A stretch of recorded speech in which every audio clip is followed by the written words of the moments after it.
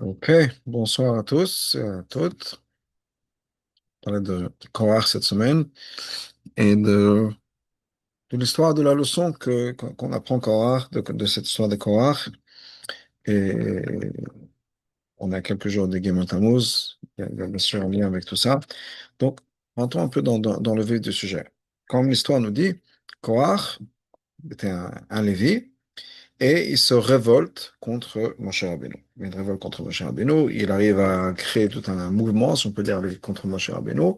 Et malheureusement, ça ne va pas bien se passer pour Korach. Et il va finir, lui et toute son équipe, si on peut dire, mort. Et ensuite, donc, Hachem va valider, si on peut dire, le concept de Keuna de Kohanim. Mais quel était vraiment l'argument de Korach? Et même avant l'argument de Korach, la question déjà, et à quel moment ça s'est passé? Alors, quand on lit l'histoire, si on peut dire, on va dans le Chumash, on a l'histoire de Meraglim. D'ailleurs, Rachid nous dit, on a l'histoire de Myriam, qui a parlé du Lashon Hara du Shor Moshe. Ensuite, on a l'histoire de Meraglim, qui parle du Lashon Hara. Et ensuite, on a l'histoire de Korach. C'est comme ça que les parachutes se suivent. Mais en fait, encore une fois, basé sur Rachid, dans le Chumash de Rachid nous dit que, en fait, qu'est-ce qui a déclenché la révolte de Korach? C'était quelque chose qui s'est passé bien plus tôt. C'est quand, pardon, Elitzafa ben Uziel a été appointé le prince, le nasi de la famille de Kehat. Et Korach s'est senti rejeté ou voilà, mis de côté, mis à l'écart, etc. Et c'est à ce moment-là qu'effectivement, il s'est révolté. Il y a d'autres commentaires qui disent que non, c'était la suite de l'histoire de Meraglim.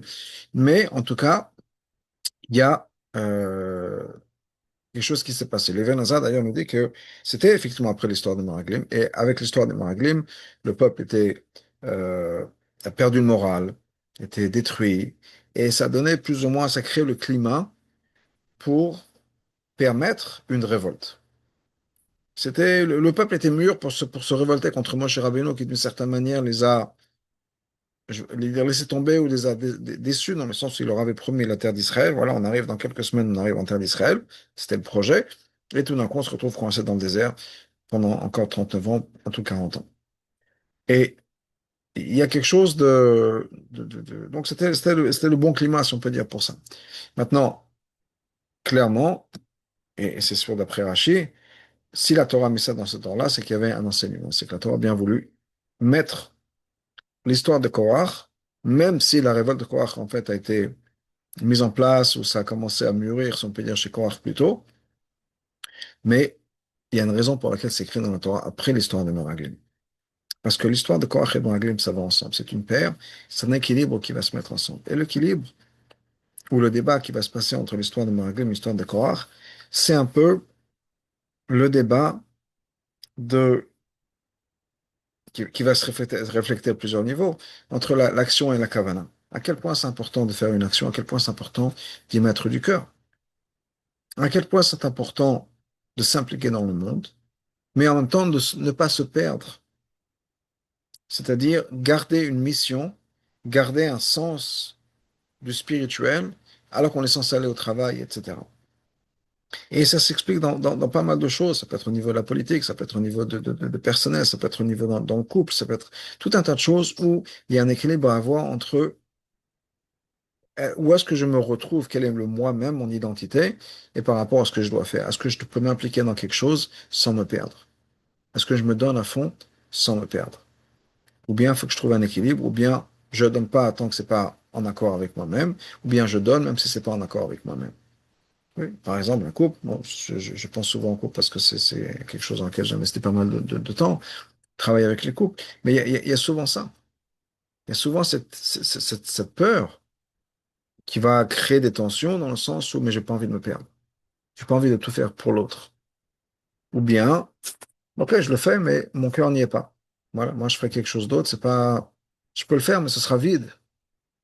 Ou bien je suis fidèle à moi-même, mais il n'y aura peut-être pas d'action. J'attends que ça vienne, j'attends que ce soit de manière spontanée, etc. On a un peu ce débat. Alors, pourquoi? Pourquoi est-ce que je dis ça? Quel rapport avec l'histoire de Meraglim?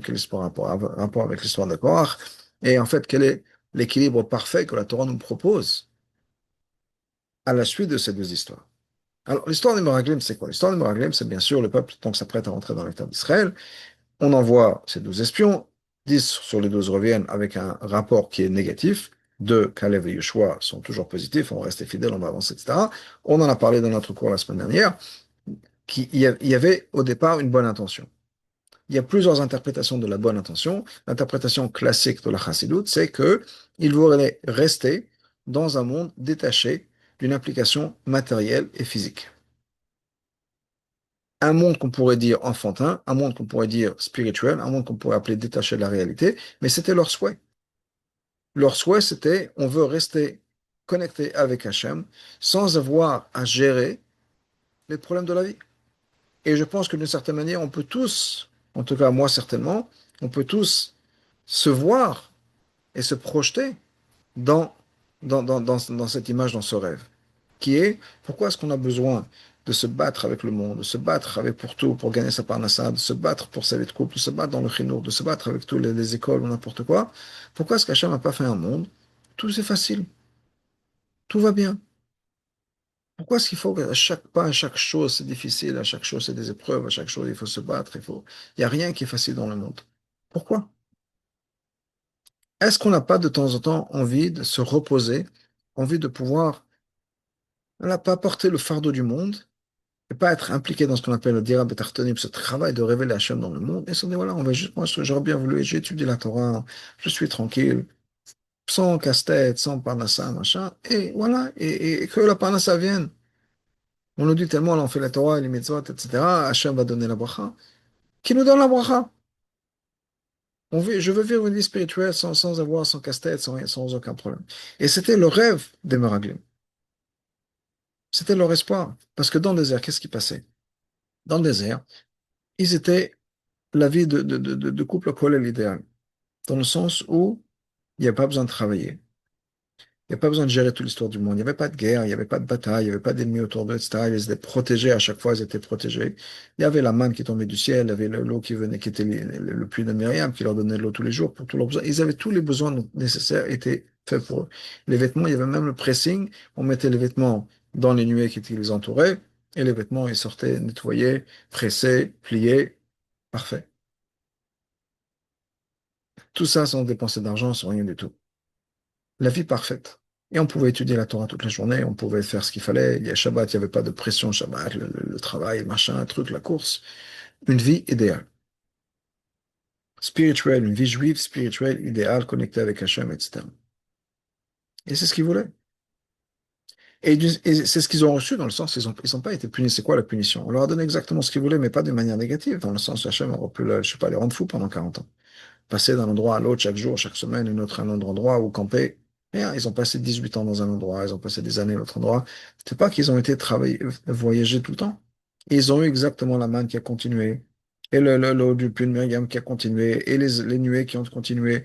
La vie qu'ils voulaient, cette vie de détachée du monde, détachée des responsabilités financières et physiques, etc. Hachem leur dit, il n'y a pas de souci, vous pouvez l'avoir. Si pour vous, il y a un choix à en faire entre une connexion avec Hachem et aller au travail, et pour vous, c'est un choix, c'est l'un ou l'autre, alors je vous donne ce que vous voulez, qui est cette connexion avec Hachem. Et ils ont vécu pendant 40 ans des belles années, sans problème, sans souci, etc. On n'a pas de problème dans tous les 40 ans qui vont se passer. C'est depuis l'histoire des Meraglim, jusqu'au plus ou moins au moment où ils vont rentrer en Israël, tout se passe bien. Il y a la mort de Myriam, la mort de Aaron qui vont créer quelques problèmes de confusion. Il n'y a plus d'eau, il n'y a plus de nuée. Ça va revenir avec Moshe Rabbeinu. Mais ça, c'est juste la dernière année avant de rentrer en Israël. Mais entre-temps, tout se passe bien. Il n'y a pas d'histoire. Et on va passer plus ou moins de cette histoire-là, de notre hommage, à hommage au moment de l'entrée en Israël. Tout est tranquille. Korach voit ça et comprend une chose. Qu'est-ce qui était pas bien, qu'est-ce qui était négatif, qu'est-ce qui n'était pas désirable dans l'histoire de Meraglim? C'est ce qu'on appelle dans la Chassidut basée sur le Midrash Tanchuma, le concept de Dira Betartonim. Léon, la Mishnah se sert d'un autre mot qui est Amaase ou Aïka. L'essentiel, c'est l'action. Et vous voulez vivre dans un monde qui est détaché de l'action. Hachem dit, c'est pas ça le but. Le but, c'est pas d'être un juif dans une bulle isolée. Le but, c'est d'avoir un impact sur le monde. Et le but, c'est justement que chacun va passer les épreuves de la vie, les étapes de la vie, etc. Et dans ces étapes-là, ramener la Kedusha. Révéler Hachem, pas juste dans la beauté, dans la lumière, et dans le positif, mais même dans le négatif, révéler Hachem, ramener Hachem, etc. C'est ce que Hachem a voulu. Et c'est ce qu'ils ont compris. Donc, les Meraglim voient ça.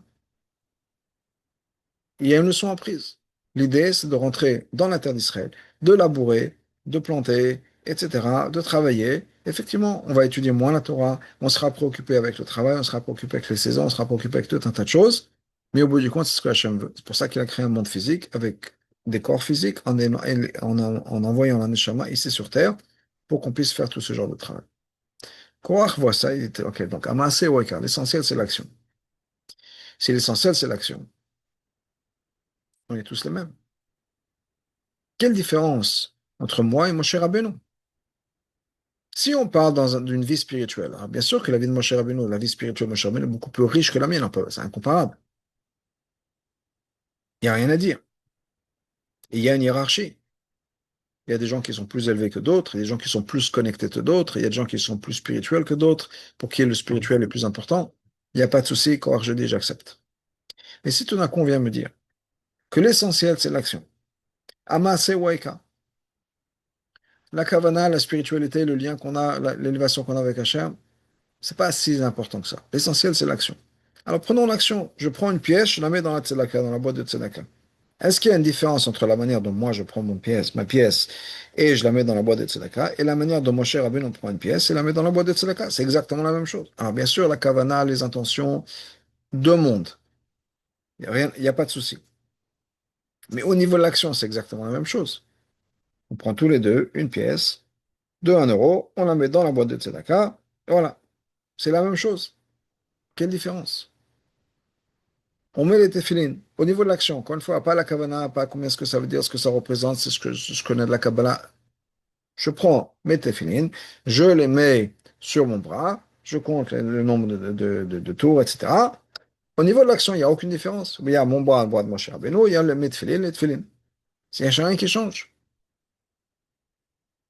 C'est pas à la fin de Moshe Rabbeinu, ou Myriam ou d'autres allument les bougies de Shabbat. C'est exactement la même chose qu'une femme juive de nos jours, sans aucune kavana, qui allume les bougies de Shabbat. Alors, si c'est le cas, on a une société qui devrait être horizontale. On est tous au même niveau. Pas de raison d'avoir une hiérarchie verticale. On est tous exactement au même niveau. Il n'y a pas de différence entre Moshe Rabbeinu et les autres. Et c'est ce que Korach va voir en disant Moshe Rabbeinu, en disant Madoua titnasu al Hashem, pourquoi est-ce que vous vous élevez par rapport au peuple Hashem? Kulam kedushim, on est tous saints. Il n'y a pas de différence. Donc, on vit dans un monde qui est un monde où on doit faire face à la réalité physique des choses. C'est ça qui est important. Le reste, c'est pas important. C'est l'histoire, c'est la grande leçon de Meraglim. La kavana, la spiritualité, ça passe au deuxième plan. L'essentiel, c'est l'action. Et bien, dans ce cas-là, il n'y a plus de hiérarchie. Au niveau de l'action, on est tous les mêmes. Et ce conflit-là entre action et intention, si on peut dire, est le conflit dont j'ai parlé tout à l'heure. Est-ce que moi, quand je parle, on a parlé du couple, on a parlé du travail, on a parlé d'autres choses, est-ce que quand je fais des efforts, est-ce que si c'est vide, est-ce que ça change quelque chose? Voilà, l'essentiel, c'est que je fais des efforts par rapport à l'autre. Bien, c'est important que je sois vrai à moi-même, que je me sente connecté, impliqué dans ce que je fais. Qu'est-ce qui est l'essentiel dans tout ça? Qu'est-ce qui est important dans tout ça? C'est un peu la différence au niveau, je ne sais pas, disons le capitalisme ou le socialisme. Socialisme, on est tous égaux. Peut-être que c'est dans un monde idéal, ou bien on est tous sains et on ne prend pas en cas les conflits, etc. On ne prend pas en cas le monde intérieur de la personne. Au niveau de l'action, on est tous les mêmes, on gagne tous, on vit tous ensemble, etc. On est tous une société plate, horizontale. Il n'y a pas de différence, il n'y a pas de hiérarchie. On est tous égaux, il n'y a pas, il y en a aucun qui est plus égal que d'autres. On est tous égaux au même niveau. Ou bien non, on reconnaît les qualités différentes de chaque personne. Et chacun a ses talents. Chacun va être payé ou chacun va profiter ou participer à la société en fonction de ses talents, recevoir un paiement en fonction de ses talents, et chacun est différent. Mais là, on ne parle plus de l'action. On parle nécessairement de quelque chose qui est le monde intérieur de chaque personne. Qu'est-ce que la personne a offert en tant qu'individu à contribuer? Quelle est la contribution individuelle de chaque personne à la société? Donc, c'est pas nécessairement au niveau de l'action pure et dure. Est-ce qu'on peut apprendre des gens, les intellectuels, si on peut dire, ça revient un peu à la révolution intellectuelle de Mao, si on peut dire. On va prendre les intellectuels, les professeurs, et on va les envoyer labourer dans les champs, travailler dans les champs. Pourquoi pas? Quelle différence? Il n'y a plus de différence, on est tous plats, tous au même niveau. C'est une des différences. Alors, quand on a ces choses-là, qu'est-ce que la Torah nous dit? Quelle est la vraie solution? Quel est l'équilibre, en fait, parfait que la Torah nous dit? La Torah nous dit qu'il faut prendre effectivement en considération les deux, l'histoire des Meraglim et l'histoire de Korach. C'est-à-dire, l'histoire des Meraglim nous apprend que l'action est importante. C'est essentiel d'agir. On ne peut pas rester dans un monde détaché d'une réalité physique. Je ne peux pas, moi, en tant que père de famille, en tant que rave, en tant que mari, m'enfermer dans mon bureau, étudier la Torah toute la journée et me dire, OK, bon, j'espère que les choses vont se gérer de par elles-mêmes. Ça ne suffit pas. Il y a besoin, et le degré peut défendre bien sûr des choses, des gens, de plein de choses, mais il y a besoin que de temps en temps, on ferme la Gemara, on ferme le Sefer et on s'implique dans d'autres choses. Il y a un travail à faire. Ça peut être en tant que parent, il y a besoin de s'occuper des enfants. Alors effectivement, les enfants sont à un niveau moindre, etc. Et moi, si j'aurais pu étudier une page de Gemara, mais je vais m'occuper d'enseigner l'alphabet, oui, il faut faire ça. Il faut s'impliquer dans le monde. Il faut aller travailler. Il faut s'occuper du foyer. Il faut s'occuper de la maison. Des fois, il y a des choses qu'il faut s'occuper de la maison. C'est pas agréable. C'est pas ce qu'on a envie. C'est pas ce qu'on aime. C'est pas notre zone de confort. Mais il faut le faire. Il faut s'occuper des choses qui font partie voilà, des choses de de tous les jours. Ça peut être changer les couches. Ça peut être autre chose. L'exemple parfait de cet exemple, de ça, c'est l'histoire avec l'Admorazaken. Une histoire extraordinaire, une histoire très forte, une histoire qui pendant de longues années n'avait pas été racontée, mais que maintenant je pense que tout le monde connaît, où un soir de Yom Kippur, le soir de Kol Nidre, l'Admour Azaken était quitté à la choule, enlève son talit, enlève son kittel, sort de la choule et avance, marche vers une petite maison, s'arrête un petit peu avant pour ramasser du bois ou couper du bois. Il rentre ensuite dans la maison pour faire un feu et pour cuisiner une soupe pour une dame qui venait de donner naissance à un petit bébé. Pourquoi? Parce que tout le monde, toute sa famille était partie à la synagogue le soir du Yom Kippour. Il n'y avait personne pour s'occuper d'elle. Elle avait besoin, c'est un cas de pikuach nefesh. Elle avait besoin de manger quelque chose, d'avoir quelque chose de chaud, qu'elle puisse manger quelque chose de chaud. Là, Moazekem, le soir du Yom Kippour, est parti ramasser du bois, faire du feu et cuisiner le jour du Yom Kippour parce qu'elle en avait besoin. Et comme le Rabbi raconte l'histoire, imaginez le Moazekem, le jour de Yom Kippour, à quel madriga spirituel il était. Et il aurait pu demander à quelqu'un d'autre. S'il avait ressenti, puisque clairement il a ressenti le besoin de cette femme-là, il aurait pu appeler quelqu'un en disant, regarde s'il te plaît, Pikuach Nefesh, allez voir, allez vous occuper de cette dame-là, préparez-lui à manger, etc. Il a fait lui-même. Donc lui-même, si on peut dire, a dû descendre de ce niveau-là pour s'occuper de faire une soupe, d'allumer le feu, jour du Yom Kippour, de faire, et pour préparer à manger, préparer une soupe. C'est ce qu'il fallait faire à ce moment-là. Et ça, c'est la leçon, si on peut dire, des Meraglim. Ou bien, effectivement, les meilleures intentions, les choses, la plus grande spiritualité, etc., on a besoin de s'impliquer dans ce monde ici. Ok. J'avais raconté l'histoire en parlant de Yom Kippur, ça me fait penser à une autre histoire, qui est l'histoire derrière le Nigun de Anim Zmirot, que l'Arbi avait enseigné, Anim Zmirot, comme l'Arbi l'avait enseigné, pas les mots, mais un certain air de Anim Zmirot, et l'Arbi avait raconté toute une histoire. C'est une histoire de quelqu'un qui avait donné tout son argent pour sauver un juif, pour sortir de prison. Malheureusement, cette personne est décédée 1 ou 2 jours après, sortir de prison, et ce monsieur s'est senti là, comme si Hachem ne voulait pas sa mitzvah. Il s'est senti rejeté en disant, voilà, j'ai donné tout mon argent, et en fait, ça ne servait à rien. C'est comme si Hachem ne veut pas de ma mitzvah. Et La personne qui était décédée, qui avait été sauvée de prison, qui était décédée, est venue voir ce monsieur en rêve en disant, non, non, t'inquiète pas, Hachem, au contraire, apprécie ta mitzvah, ta messirut nefesh, etc. Et d'ailleurs, pour te le prouver, Hachem te donne, tu as la possibilité de choisir une récompense. D'une ou deux choses, soit tu retrouves ton argent, ou l'argent que tu as dépensé, tu vas le recevoir, et une richesse pour toi, pour tous tes enfants à éternité, soit tu pourrais avoir le plaisir, ressentir le plaisir de Gan Eden, de Yom Kippour au Gan Eden. Et ce monsieur a choisi le plaisir de ressentir le plaisir de Yom Kippour au Gan Eden.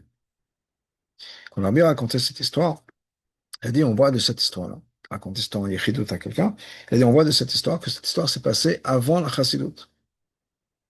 Pourquoi? Parce qu'après la Chassidut, une fois qu'on a eu les enseignements du Baal Shem Tov, ce monsieur aurait compris que c'est beaucoup plus important de recevoir de l'argent, une bénédiction d'argent pour lui et pour ses enfants éternité, plutôt que recevoir le plaisir de gagner. Parce que le plaisir de gagner, c'est un plaisir spirituel, c'est super, c'est très bien, bravo, c'est très noble. Mais avec l'argent, on peut avoir un impact sur le monde. Combien de mosdot de Torah, combien de tzedaka, combien de chesed on peut faire avec l'argent. Donc, ça aurait été un chassid, il aurait compris qu'il y a encore plus que ça, qu'il y a d'avoir un impact sur le monde. Donc ça, c'est la grande histoire des Meraglim. Mais à la suite de ça, vient le contrepoids de cette histoire-là, qui est, attention, oui, il faut rentrer dans le monde. Il faut rentrer en Israël. Pas ce que le Maraglim voulait. On vit dans une vie qui est complètement détachée de la réalité du monde. On vit dans une vie spirituelle. Oui, il faut s'impliquer dans le monde. Oui, il faut aller travailler. Oui, l'argent, c'est important. Et donc, ce monsieur a dû choisir l'argent plutôt que de ressentir le terme Gan Eden. 100%. Mais, c'est très important, le mais. Mais, si on reste uniquement dans cette approche, on va peut-être basculer dans le monde de Korach, qui est un monde où on est maintenant détaché de la spiritualité. On se dit, ah, l'action c'est le plus important, un cheveu qu'on a à le travailler, bon, on va travailler à 100%. Voilà. Et peut-être qu'au départ, ça va venir d'une bonne volonté, dans le sens où peut-être qu'au départ, on va se dire, ok, c'est la volonté d'Hachem qu'on travaille, etc. Ben voilà, on va travailler, on va passer 18 heures par jour au travail, c'est la volonté d'Hachem, je fais la volonté d'Hachem. Pas d'études, pas de minyan, on va prier en 30 secondes, juste comme ça pour être yossé, au plus vite possible. Sans étudier la Torah, n'a pas le temps, on fait la volonté d'Hachem. Hachem veut dire à Ptartanim, Hachem veut qu'on soit impliqué dans le monde, volonté d'Hachem. Hachem veut que je me donne à mes enfants, veut que je me donne à mon mari ou à mon épouse, que j'investisse dans mon couple, etc. Et ben voilà, on va sortir ensemble, on va faire des restaurants, mais plus de minyan, plus de tout ça. Ma femme, Shabbat le matin, c'est compliqué pour elle, que je sois à la shul et qu'elle reste avec les enfants, ben je reste à la maison. Elle veut sortir. Plus de synagogue pour moi, je reste à la maison, plus de shiurim, plus, etc. C'est un peu l'extrême de Korach. On est dans l'action, détaché de toute spiritualité. Kulam Kadoshim, on est tous aussi bons. Il n'y a personne qui va m'apprendre quoi que ce soit. Il n'y a personne qui va m'apprendre ou qui va m'influencer, qui va me dire quoi faire. Ok, ça, c'est quelque chose qu'on trouve à plein niveau. Plein de fois, dans le couple, on voit ça aussi souvent. Qui est de, comment dire, qui est un mari ou une femme qui dit, je me débrouille tout seul. Voilà, j'ai pas besoin qu'il y ait quelqu'un, un rave ou un thérapeute ou quelqu'un d'autre qui me dise quoi faire dans mon mariage. Je sais gérer. Ou au chinois, n'importe quoi. On n'est pas prêt à prendre des conseils. On est dans l'action, on gère. Il n'y a personne, il n'y a pas d'autorité qui va me dire quoi faire ou comment faire. Ça, c'est la grande leçon de l'histoire de Korach, qui est non.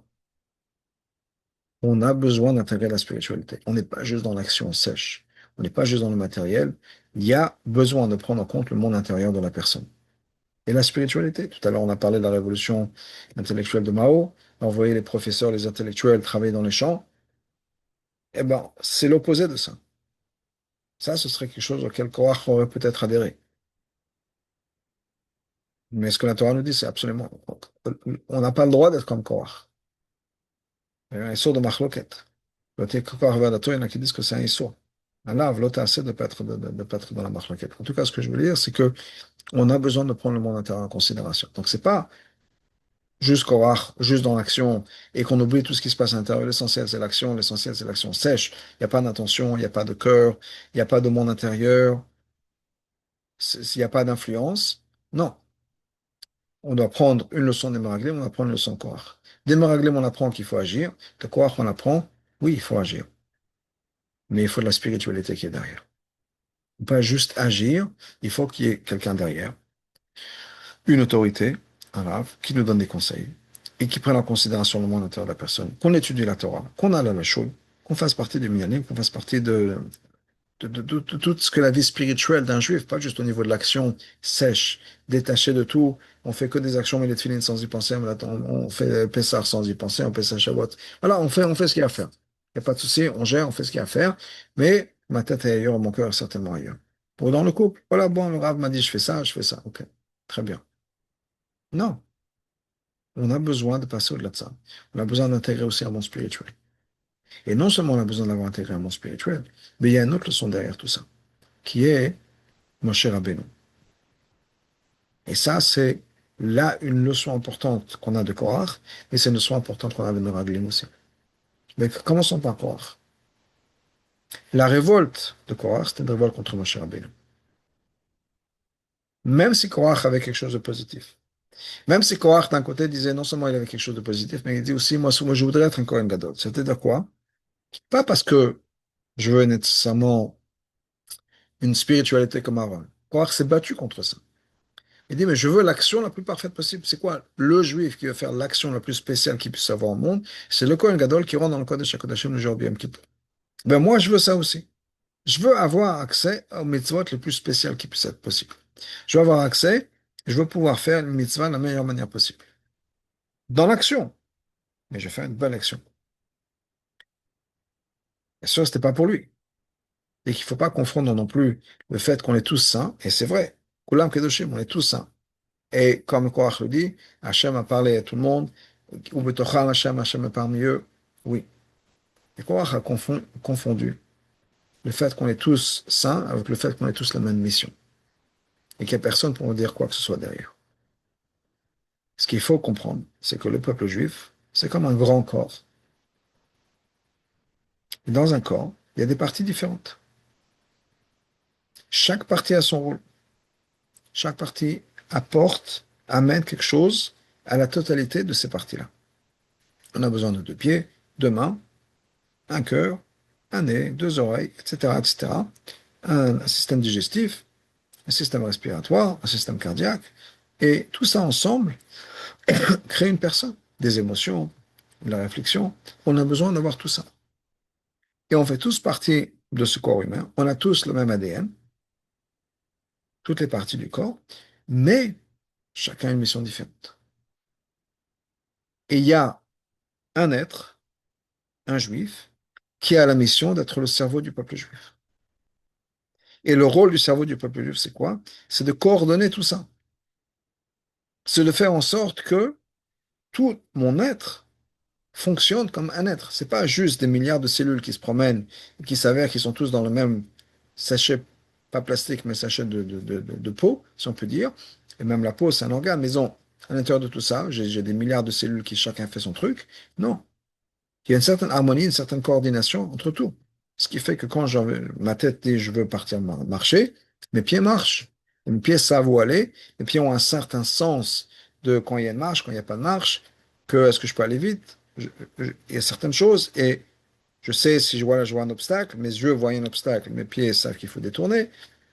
Quand je veux gratter mon nez, mes doigts savent plus ou moins où se trouve mon nez. J'ai pas besoin de regarder à chaque fois dans le miroir, Baruch Hashem, où se trouve le nez. J'ai une idée. Ah, peut-être il y a quelque chose de particulier que je cherche, un bouton ou autre chose. C'est assez différent. Mais j'ai un sens de moi-même, un sens de mon équilibre, un sens de ma taille, qui fait que plus ou moins je vois une porte et je sais si dois baisser ou bien je dois me tourner de côté ou autre chose. On a un sens de soi-même. Et ça, c'est le cerveau qui nous donne. Ce qui fait que le cerveau va créer cette unité qui fait le corps humain. Et on a besoin que tout se passe par le cerveau. Ce cerveau, c'est Moshe Rabbeinu. Ou, dans notre mot, Rosh Bnei Israël, la tête du peuple juif. Et c'est cette tête du peuple juif, ce tzaddik qui est la tête du peuple juif, qui unifie tout le monde et qui donne à tout le monde un sens qui fait qu'on n'est pas juste une cellule à faire son travail de son côté, mais c'est une cellule qui fait son travail de son côté pour le bien du corps en entier. Quand mon l'estomac ne digère pas juste pour que l'estomac digère. Ça va donner à manger à mes pieds, à ma tête, à mon cœur, et à mon cerveau, à tout. Quand le cœur bat, il envoie du sang dans toutes les parties du corps. C'est pas juste son travail, il n'en a rien à faire de ce qui se passe ailleurs. Le travail du cœur, le travail de l'estomac, le travail de chaque chose, du foie, c'est quelque chose qui va avoir un impact sur le corps en entier. Oui, si j'ai un ongle incarné dans les doigts-pieds, dans mon ongle, ben, je ne vais pas pouvoir fonctionner, ça va faire mal, et ce sera tout mon être qui va être perturbé. Parce qu'on fait partie d'un seul organisme. Et le peuple juif, c'est exactement la même chose. On fait tous partie d'un seul organisme. Mais tout ça est filtré, coordonné par la tête du peuple juif. Ce qui est Moshe Rabbeinu. La révolte de Korach contre Moshe Rabbeinu est une impossibilité.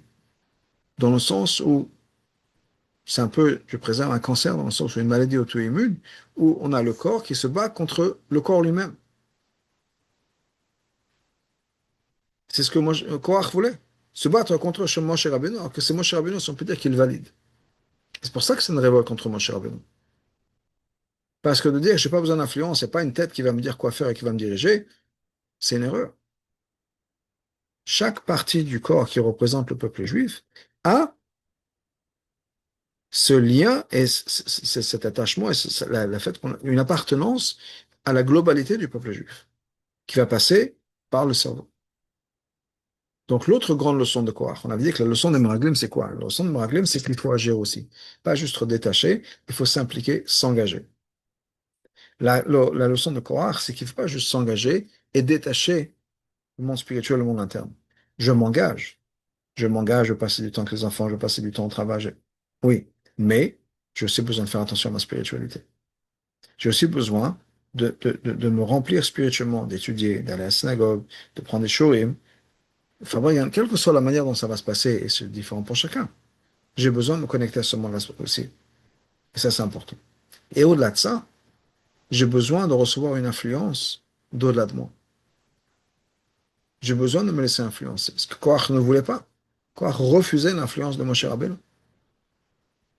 J'ai besoin de pouvoir me laisser influencer par des gens qui sont plus sages que moi, par des gens qui sont plus connectés que moi spirituellement, qui vont me guider, qui vont me dire quoi faire dans la vie, dans le travail, etc. On a besoin d'étudier, on a besoin d'écouter ses mashpim, on a besoin d'écouter les rabbanim, etc. Parce qu'on a besoin d'écouter l'autre, son épouse, de prendre ça en considération. On a besoin de se laisser influencer, parce que sinon, c'est mort.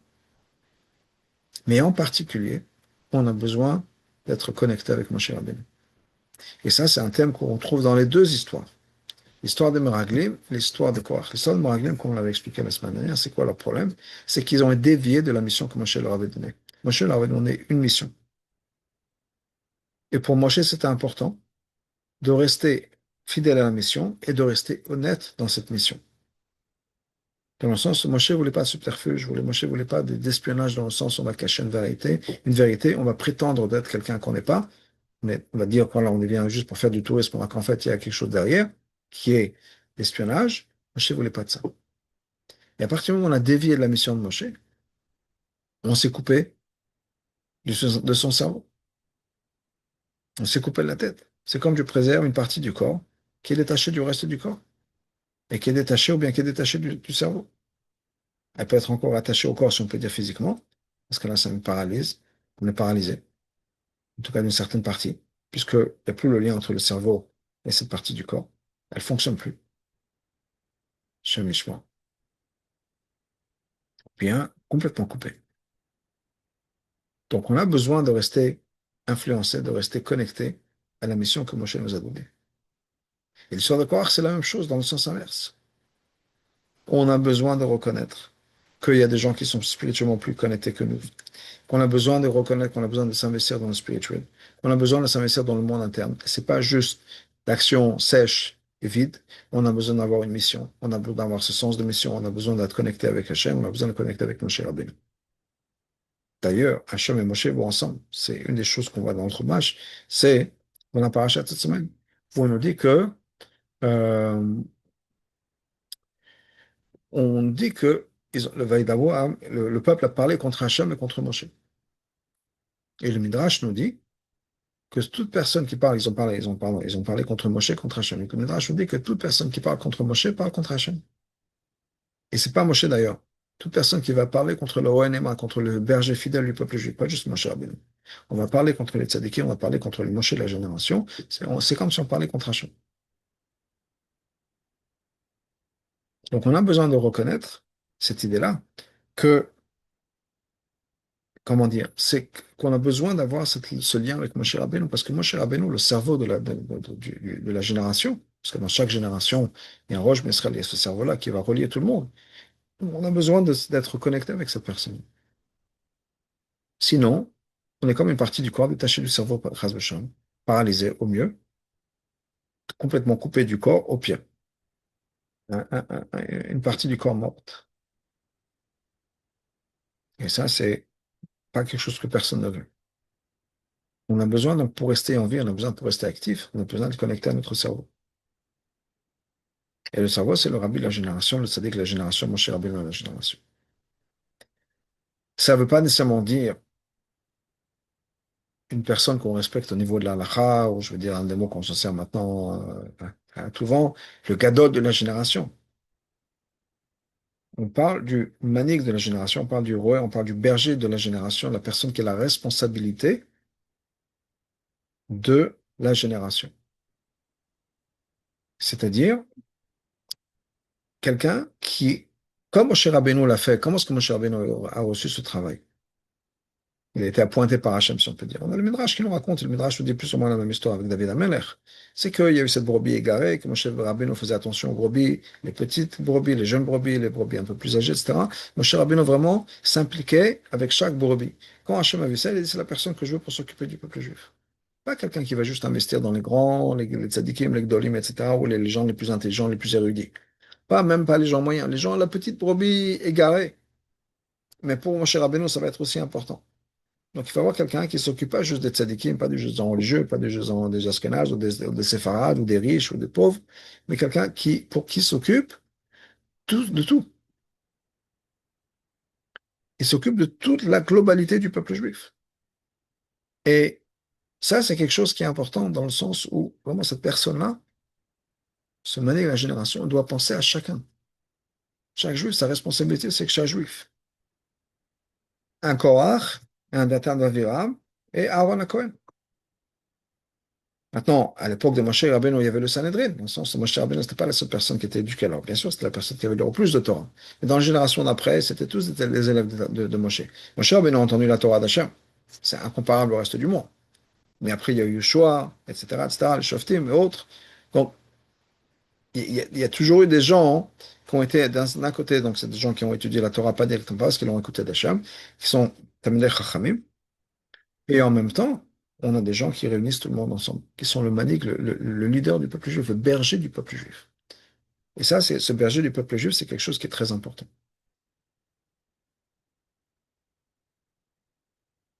Je vous racontais une histoire ici à Miami, elle est répétée chaque année. Parce que le Rav de la communauté, le Rav Shapira, raconte cette histoire chaque année. Ça fait Tafshin, la médaille, si je ne me trompe pas, la médaille, la Medhei, qui est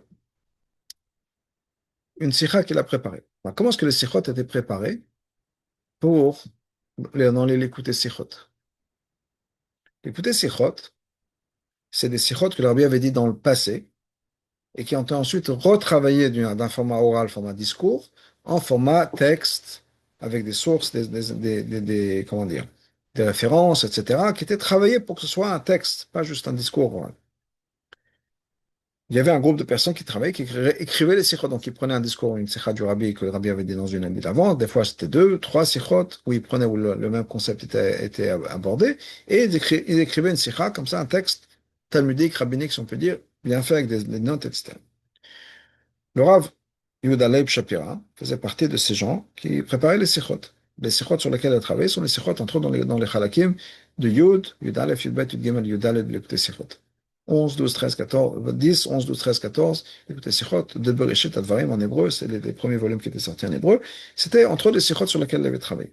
Il y a une Sicha là-bas sur Shlach, donc il avait préparé une Sicha pour Shlach. Maintenant, à l'année où ça s'est fait, c'était déjà l'année où le Rav Shapira était parti de New York, de Crown Heights, et il était arrivé à Miami. Donc il travaillait à distance. Donc ce qu'il faisait, c'est qu'il prenait la Sicha, il écrivait, etc. Il a envoyé à New York, Express. À New York, faisait rentrer chez le rabbi. Le rabbi il faisait une correction. Donc, il regardait toute la sikha, faisait ses changements, les corrections, etc. On réécrivait toute la sikha avec les notes du rabbi, les corrections du rabbi intégrées, etc. On le renvoyait au rabbi une deuxième fois. Et s'il y avait des changements, encore une fois, le rabbi changeait, etc. Mais normalement, c'était bon, puisque c'était juste pour un dernier coup d'œil. Mais normalement, c'était bon. Maintenant, la sikha dont je vous parle, c'est une sikha sur Shlach, sur l'histoire des Meraglim. Et le rabbi c'était une sikha qui parlait du fait que les Meraglim, Hachem a dit qu'ils vont tous mourir. Et Hachem voulait les tuer tous maintenant. Moshe a prié pour les Meraglim. Et Moshe a prié. Et ce que le rabbi nous dit, c'est que ça a marché pour tout le monde sauf les Meraglim. C'est-à-dire que tout le monde a eu 40 ans de sursis. Donc il n'y a personne qui est mort sur le champ, à part les Meraglim. Et les Meraglim, eux, comme on voit dans l'histoire, c'est marqué Vayamutu Anashem Haele. Ils sont morts. Dans Pshuto Shemikra, on a l'impression qu'ils sont morts tout de suite. Dans l'Alacha, c'est marqué qu'ils sont morts dans le mois de Elul, Yudzaïn Elul. Mais en tout cas, ils sont morts tout de suite. Donc la question que le rabbi dit, c'est que comment ça se fait que quand Moshe Rabbeinu a prié pour sauver tout le peuple juif, ça n'a pas marché pour les Meraglim? Et la réponse que le rabbi donne, c'est El Kategor Nasesanigor. Moshe Rabbeinu ne peut pas protéger et prier pour ceux qui s'opposent à lui. S'ils se battent contre Moshe Rabbeinu, comment est-ce que Moshe Rabbeinu peut les aider? Ils refusent l'aide de Moshe Rabbeinu. Donc Moshe Rabbeinu ne peut pas les aider s'ils refusent l'aide de Moshe Rabbeinu, ils se battent contre l'aide de Moshe Rabbeinu. Et le rabbi mentionne ça. Et on a quelques jours de Yudbet Tammuz, l'histoire de la libération de l'arrestation, ensuite de la libération du rabbi précédent aussi, qui a été mis en prison, entre autres, par l'intervention de certains juifs qui voulaient se battre contre le travail du rabbi précédent. Et le rabbi précédent, et le rabbi dit que c'est plus ou moins la même chose. Voilà. Il y a des gens qui se sont battus contre le rabbi précédent, des juifs qui se sont battus contre le rabbi précédent, et on a l'impression donc que le rabbi ne pourrait pas les aider. Donc voilà, c'est la conclusion, plus ou moins, de la sikha. Le Rav Shapira prépare la sikha, envoie ça à New York. À New York, ils font ce qu'ils ont à faire avec le rabbi, etc., comme je l'ai dit. Le lundi, il lui envoie dans le courrier la sikha. Fini, le produit fini, parce que généralement c'était fini, donc vendredi, des fois vendredi après-midi. Je ne sais pas s'ils avaient le temps de l'envoyer dans le courrier avant vendredi ou pas. En tout cas, lundi ou mardi, il reçoit la sikha, fini. Et il voit que toute la fin manque. La fin qui est que la prière du rabbi ne peut pas aider les gens qui se battent contre lui. Ce bout-là n'est pas là. Donc ça se finit. Ça finit en disant, voilà, Moshe Rabbeinu ne pouvait pas prier pour les Meraglim. Il y a l'histoire de Yud Tammuz, mais il manque la conclusion, le parallèle entre Yud Tammuz, ou l'ami précédent, et Moshe Rabbeinu. Le Rav Shapira appelle la personne à New York qui s'occupait des sikhot, il dit, qu'est-ce qui s'est passé avec la sikha? Il dit, ouais, j'ai un bout que j'avais préparé la fin, et la fin n'est pas là. Il lui dit, Altishal. Il demande, tu ne vas pas imaginer ce qui s'est passé. Qu'est-ce qui se passe? Il dit, voilà, on a amené la sikha du Rabbi, comme tu l'as dit, comme tu l'as préparé, on la donne au Rabbi pour vérifier, pour corriger, etc. Cette fin-là, que les prières du rabbi ne peuvent pas aller contre quelqu'un qui se bat contre lui, le rabbi l'a barré. Attends, souvent, quand le rabbi barrait quelque chose, c'était pas qu'il fallait l'enlever, c'était qu'il fallait le retravailler. C'était pas bien écrit, c'était pas clair, ou pour X raisons, c'était différent à chaque fois. Ça marchait pas. Donc, ce qu'on a fait, on a vu le rabbi l'a barré. Ce qu'on a fait, c'est que on l'a réécrit de manière un peu différente. Donc, on a toutes les corrections du rabbi, comme j'ai dit la deuxième fois, etc. On fait rentrer tout ça chez le rabbi, donc la nouvelle version, corrigée, etc. Et la fin, retravaillée et réécrite. On reçoit la sikha, encore une fois, toute cette fin barrée, avec une ordre du rabbi. La ordre du rabbi, la chose suivante. C'est l'opposé. C'est l'opposé de tout ce que la chassidut nous apprend, de toute l'approche chassidique. Brûler ce papier et que ça disparaisse. Donc on a enlevé cette fin. C'est-à-dire que ce que l'arbitre nous dit, c'est que depuis qu'avec la chassidut, on a appris que les tzadikim, les rebbeim, peuvent même prier pour les gens qui se battent contre eux.